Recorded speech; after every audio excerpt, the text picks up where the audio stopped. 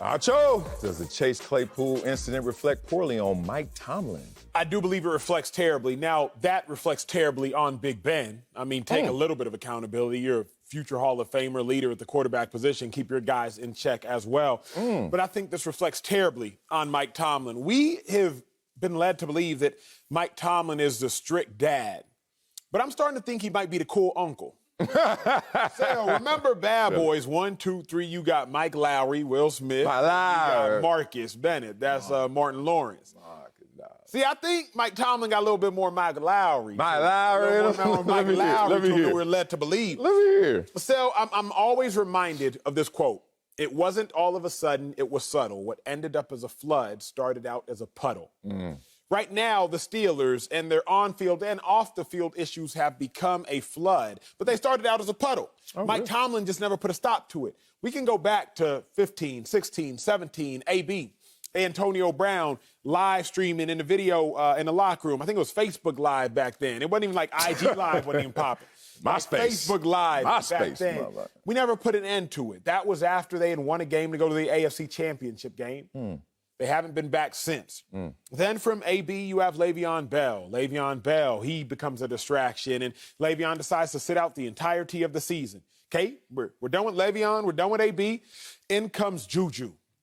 Juju Smith-Schuster, he's a distraction all of the last 2 seasons. First, it's the whole somebody stole my bike thing. I lost my bike. And then TikToks. Now you got Chase Claypool. I'm thinking it wasn't all of a sudden, it was subtle. What ended up as a flood started out as a puddle. Man, Mike Tomlin, you know the quote, you're either coaching it or you are letting it happen. I don't know that Mike Tomlin is coaching the nonsense, but clearly he has been letting it happen, Sal. So I do think it's a terrible reflection of Mike Tomlin. If it was one individual, I'd say, nah, it's on the athlete. But it's a group of individuals. I'm reminded of the picture, third quarter, 2 minutes left. You're down 29-7. Y'all force a turnover and your entire defense is in there celebrating. Y'all down by 22 points. Y'all have given up 29 points through 3 quarters, and y'all celebrating as if you're not getting mollywopped right now. If you don't get on the sideline and get ready to try to stop them the next time you get out on the football field, that is a mindset issue. You're not coaching it, you're letting it happen. And if you're not letting it happen, then you're coaching it. But clearly we are seeing a flood of nonsense, and I think Mike Tomlin got to own it. Oh, man. Different perspective coming your way. This is not reflecting on Mike Tomlin in any form or any fashion. You got to understand that in anything, when you're talking about, let's talk football and let's talk life, the microcosm football of life. In football, you acquire talent, right? And you also, in fine print, acquire everything that comes with that same talent. Now, no one wants to read the fine print, just like no one wants to read a manual when they get any toy, any instruction, anything. They just want to play with it, right? Just want to go out there and see it play. Okay, that's fine. But then that fine print's going to get magnified in critical moments. I am reminded from my playing career of no matter who the coach, the nice coach, Marv Levy, the mean coach, Bill Parcells. They're in the middle, kind of close to mean coach, Marty Schottenheimer, rest in peace. No matter who it is, no matter who the coach, no matter what the culture, no matter what the climate was, it all became about what I wanted to do. No coach ever forced me to jump off sides.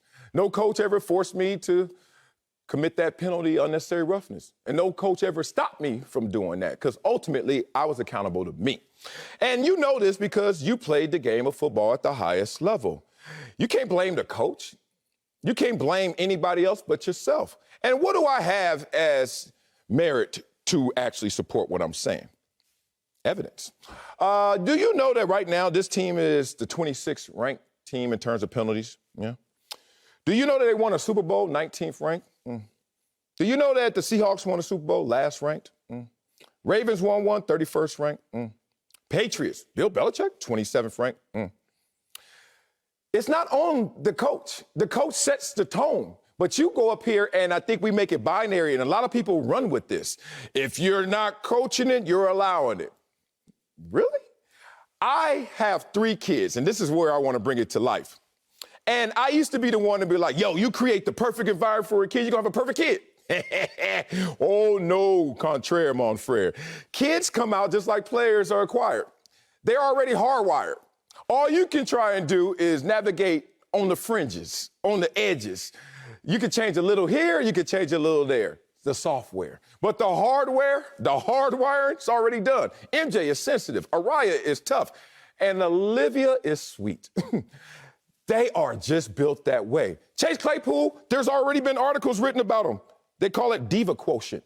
This is historic about this guy. It's on his resume. All Mike Tomlin doing is trying to suppress that. And I give you this example. Mike Tomlin had AB for all those years. You bring up those examples, right? And we didn't hear that much about AB. We saw, like you said, the live stream and maybe another example or two. He leaves Mike Tomlin, and in 1 month, he runs through 4 organizations, 19 head coaches. That lets you know Mike Tomlin did his job. It's not about, oh, man, look at all these malcontents. It's how they actually will be worse in different situations. Okay, you said a lot. I disagree with a lot. I agree with a lot. Okay. I think your end point may have undermined some of your other points. Let's go. You said Mike Tomlin did his job. I agree with you. But that means that Mike Tomlin had a job to do. Mm-hmm. The fact that AB is such a distraction in several other organizations, whether it be the Raiders, he declined to trade to the Bills. He was on the Bills for like a day and a half. Some with the Patriots, and then now with the Buccaneers. The fact that Mike Tomlin was able to control AB to some degree for such a long period of time leads me to believe that players can, to a degree, for a somewhat of a period of time, be controlled. You've also told me this, Sel, and I fervently believe you when you say this. Let's go. There are no bad kids, just bad parents. Yeah, Mr. Miyagi. No bad students, just bad teachers. Just bad teachers. Yeah, Mr. I believe that can be transferred onto the football field. Now, I don't take the hyperbole of that. There are some bad students. I think there are some bad kids, and I think there are some just bad acting players. Right. But for the most part, I do think there are some bad teachers. Mike Tomlin is not that.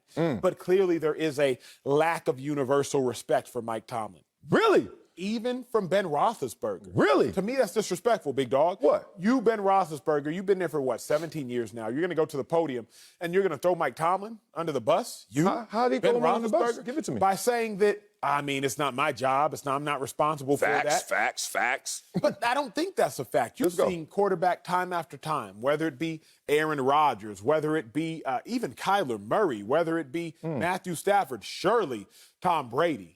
Be a captain on the football field, command guys on the football field, getting to his own teammates on the football field. But you, Big Ben, you want to tell us it's not your job, it's the coaches. To me, it's just a little bit of a sign of disrespect. I just think, Sel, that the respect that Mike Tomlin used to command is either no longer being commanded or it's no longer being acted out on the football field. This does reflect poorly on Tomlin. Nah, I can't go there, man, because Tom Brady just went on record when they asked him about AB and his false vaccination, et cetera. You know what he said? He said, man, I'm just here to try and bring the team together and win games. Like, simple as that. And Tom Brady's the ultimate leader. And I think in that moment, actually, Ben was being a leader. I don't have to tell y'all what I'm going to tell this dude. Even if I did talk to the dude or not going to talk to the dude, that's between us. That was just another way of saying that. I'm not going to make this bigger than it is. And I thought that was a sign of leadership from Big Ben. I actually applaud that moment. But you know what a coach's job is. One is to just get us as human chess pieces in the best position to perform. Now, let's talk about the character. Let's talk about personality with coaches. Coaches know we got 53 individuals all fighting for different things. And we got to forge all that into one common goal, right? Now, with that said, you can never make an indictment on a coach based on malcontents. Because you can look through history, Bill Belichick says his greatest regret ever is not helping Lawrence Taylor out as a person. Lawrence Taylor with Bill Parcells, Bill Belichick, et cetera. Lawrence Taylor still was Lawrence Taylor. He was hardwired to be who he was. You can look at a lot of the greats. They just are hardwired the way that they are. Is it an indictment on them? Is it an indictment on Phil Jackson, how Michael Jordan in today's world would certainly be looked at differently and scrutinized compared to back then? Late nights and the gambling and, hey, I'd show up, and that kind of stuff. It's not on Phil Jackson. It's on him. I can't blame a coach because I didn't act different because I had a nicer coach or meaner coach. I didn't. I don't know if you did, and you could talk to me through that experience. But it was ultimately on me because this opportunity ultimately is on me. So I'm not looking at a coach to keep me in line when that's really based on me. Here's where I'll talk to you from this experience. Okay. Let's talk to the experience of we're navigating through a grocery store. And you're navigating through a grocery store and you hear these kids whining, complaining, nagging. They there. They might be opening candy bars at the cashier checkout. They might be cussing out their mama and daddy. I've seen this before. Were you with me the other day? What the hell We've all been there before. Man. I'm sure as y'all are watching, y'all have that visual in your mind. Yeah. And I don't look at that child like, man, you a bad child. I genuinely don't. Now, personalizing this, I start looking at the parents like, you just let your kid do what? So, even if I go to somebody's house and the parent calls their daughter's name, hey, Jeffrey, hey, Susan, whatever, and I hear the child respond, what? I'm not looking at the kid. I'm thinking to myself, oh, you've cultivated a household where your kids just respond to you yelling, what? Because in my household, it was yes, ma'am, no, ma'am, yes, sir, no, no, sir, please, thank yous. Yeah. It's not about the kid. It's about the parent responsible. In the NFL, it's very similar. The coaches are the parents responsible. So when I see a whole bunch of bad kids, which we've seen through the years of the Steelers organization, or even a whole bunch of bad actions, because say they're not bad kids, just say bad actions. Okay. Like the Steelers celebrating when down 22, as I count 1, 2, 3, 4, 5, 6, 7 players in the frame of the Steelers celebrating when down 22 after forcing a turnover, or Chase Claypool right there celebrating. Either way, how you look at it, regardless of how you slice it and dice it, that's those 7 players in the frame. That to me is not on them.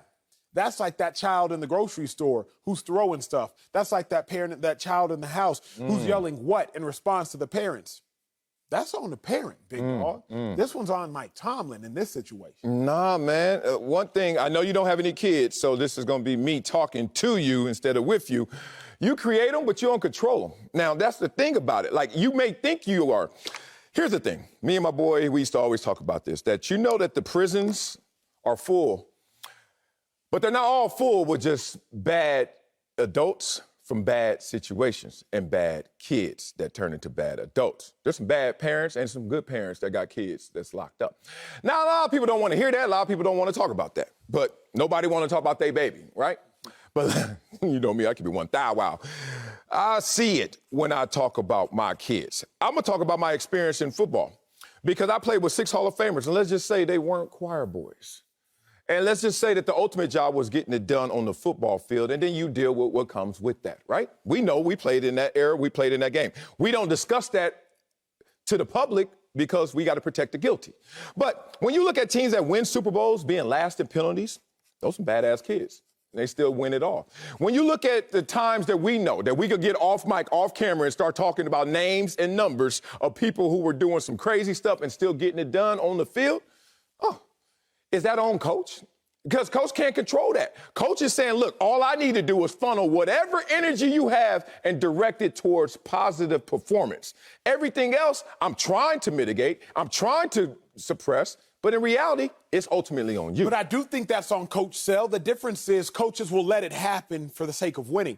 I remember when Chip Kelly was with the Eagles, I remember we traded Deshaun Jackson. We either traded him or didn't re-sign him. Somehow we are lost saying D-Jack. names and numbers. Somehow we lost D-Jack. Now, you retained Deshaun Jackson, particularly Eagles Deshaun Jackson. That's not a player that you let go during the prime of his career. But I would remember Chip would make us wear white socks, and Deshaun would wear black. Chip would tell us to wear black shirts, and Deshaun would wear white. So whatever Chip said do, basically D-Jack was doing the opposite. Right. I don't even think D-Jack would deny it. He's a changed man now, a much more mature individual. Chip got D-Jack out of there. LaShawn McCoy. Now, LaShawn wasn't nearly as outwardly dismissive of Chip's ideas, but Chip got shady up out of there. Evan Mathis, offensive lineman. Evan Mathis did whatever Evan Mathis wanted to do. Pro Bowl guard, got him up out of there. Now the wins we had left with Evan. I'm about to say, they got Chip out of there too. And left with all them cats. But it was a matter of Chip wasn't going to let it happen. It, in this instance, be players that weren't going to fall in line with what he was wanting them to fall in line with. Now, there is that fine balance. Like you said, the wins left is LaShawn left, is D-Jack left, and Evan Mathis left. But the bad behavior, if you will, bad is relative, it left as well. I think Mike Tomlin has tolerated AB, tolerated Le'Veon, tolerated Juju, tolerated Chase because of how talented they are. But it's still on Mike Tomlin because he's allowing it for the sake of winning ball games. No. He's just prioritizing what's most important, which is the talent acquisition, which is keeping D-Jack, which is if you really want to do something, if you really want to tell me that you are a great coach, you don't get rid of it just because you can't control it. You don't get rid of it in that respect. You know what you do? You condition it. You make sure that doesn't get in the way of the ultimate goal, which is winning. So in that situation you gave me with Chip Kelly, he failed himself. Like, I'm going to get rid of all my problems. Just imagine if you tried to climb through life trying to get rid of all your problems instead of dealing with them, handling them. If anything, you got to respect Mike Tomlin because he's like, look, you got this going well for you, and you got a few warts that is messing up that beautiful image of your performances. You know what I'm going to do? I'm going to make those two work together, not try to pick one or the other, because what's it going to do to cut off your nose and spite your face? What's it going to do for you if you get rid of all your talent and you say, look, we're leading the league in terms of everyone being together, and we're leading the league in terms of camaraderie. We last in wins, and more importantly, what kind of team is that? There's never been a perfect team, as I pointed out. Teams have been last in penalties. Teams have been disgruntled. Teams have fought all the way to the top. Mike Tomlin knows that because he's been to the top.